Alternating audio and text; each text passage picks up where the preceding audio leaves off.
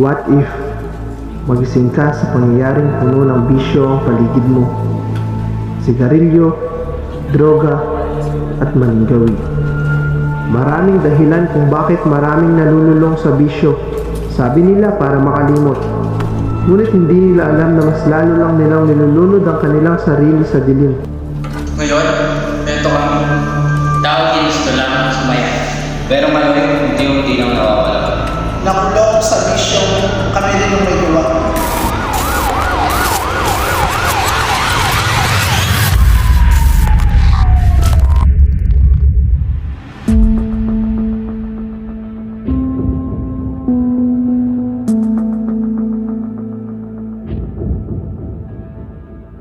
Subukan mo lang, sabi nila. Isang tikim, isang hit-hit, isang bote lang daw. Gusto ko lang malaman kung ano ang pakiramdam, kung bakit ang dami nilang nahuhumali. Pero hindi ko alam. Ang minsan pala, pwedeng maging palagi. Pero sa bawat subok, unti-unti kong nakalimutan. Ako pa ba to?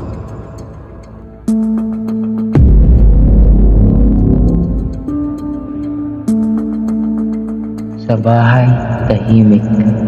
Walang nagtatanong kung kumain na ako. Kung ayos lang ba ako. Kung may problema ba ako.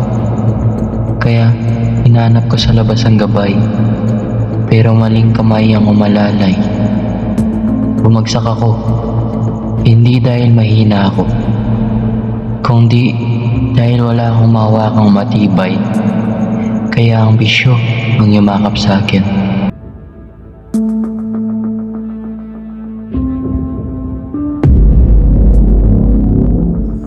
Dumating ang mga problema. Pagod na pagod ako.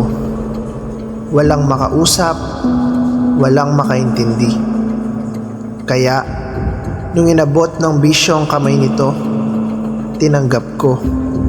Akala ko lunas. Oo, sandali akong nakalimot. Pero pagbalik ng ulirat, mas mabigat na sakit ang aking dala.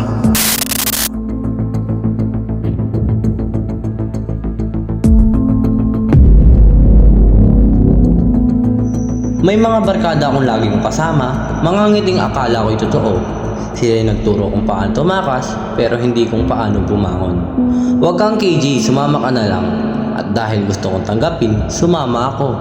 Sa kanila ako natutong umiti sa gitna ng pagkawasak.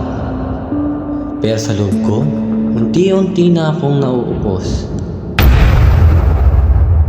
Kung ito'y akala mo'y liwanag, nagkakamali ka. Pagmasdan mo ang dilim.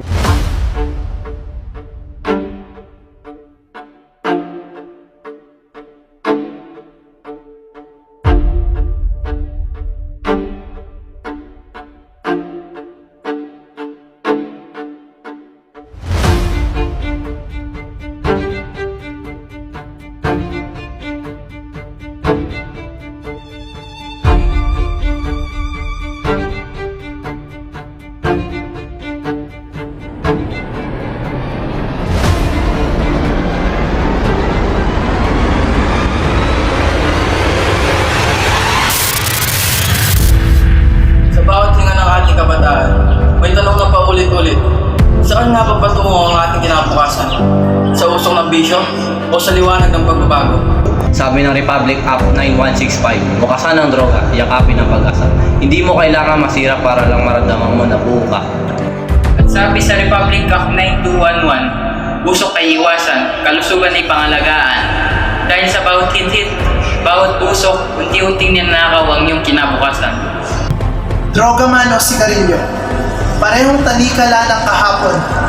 Piliin mong kumawala dahil ang tunay na lakas ay nasa pusong marunong umiwas.